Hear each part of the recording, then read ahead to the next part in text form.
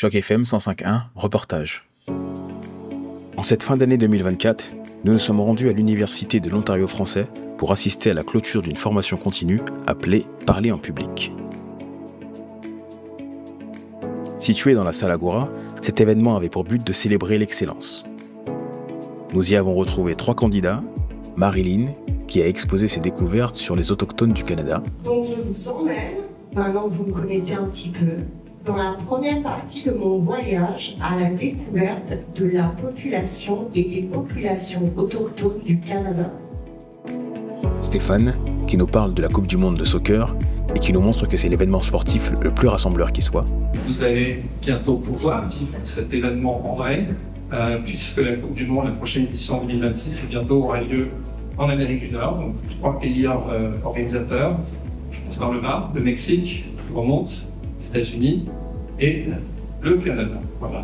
On aura la chance d'avoir des matchs à Vancouver, à Toronto. Et Daniel, qui nous raconte sa passion personnelle pour la peinture. Si vous prenez le temps de regarder une œuvre artistique avec ces questions, eh bien vous allez peut-être développer une nouvelle manière de voir l'art et de voir la peinture. Le tout devant un jury composé de 3 personnalités d'expérience. L'une des candidates et lauréate du concours nous a partagé quelques mots. Je m'appelle Danielle Vadius. Je suis à l'UOF, donc la directrice de la formation continue et sur mesure, le département donc de formation pour les adultes.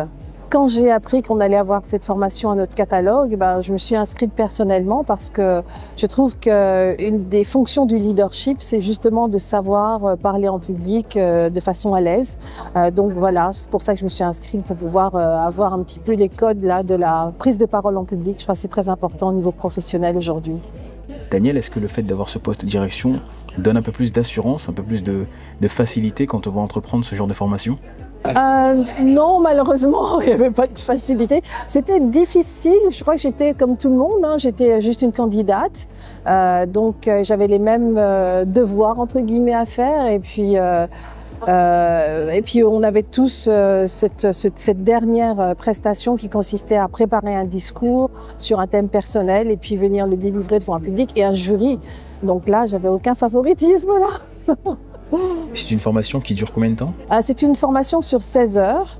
Alors il y a une partie théorique donc, que l'on fait avec les formatrices.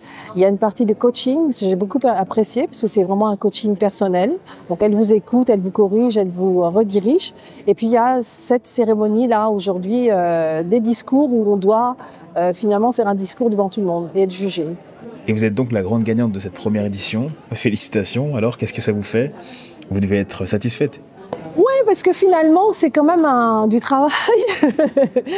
C'est du travail. Moi, j'ai choisi un sujet personnel. Alors, c'était encore plus compliqué parce que c'était personnel. Quand c'est professionnel, c'est facile. Donc, c'est une récompense, effectivement. Mais je crois qu'on est tous gagnants, y compris les autres participants, parce qu'on a vraiment tous appris plein de choses avec cette formation. Nous avons aussi rencontré un entrepreneur et coach de basket qui a voulu en savoir plus sur cette formation. Il y voit une occasion d'enrichir ses compétences pour développer ses projets. Bonsoir, je m'appelle Funch Curier. Pour moi, c'était important d'être ici parce que cette formation m'intéresse pas mal, surtout sur ce thème de l'éloquence. Le petit concours était vraiment intéressant. Moi qui mets en relation des personnalités francophones avec des organismes francophones du Canada, j'aimerais bien pouvoir les assister et les aider à préparer leur présentation et faire des conférences de qualité un peu comme on a vu ce soir. Pour conclure ce reportage, nous redonnons la parole à Danielle Vadius, directrice de formation en continu et sur mesure à l'UOF. C'est une formation qui est vraiment extraordinaire. On va la reprendre l'année prochaine, donc au premier trimestre. Donc j'invite toutes les personnes qui sont intéressées par le leadership et puis par la parole en public, nous contacter à l'UOF et puis on verra, on leur donnera des informations là-dessus. Un reportage de Sébastien Adélaïde dans le cadre du programme Initiative Journalisme Local.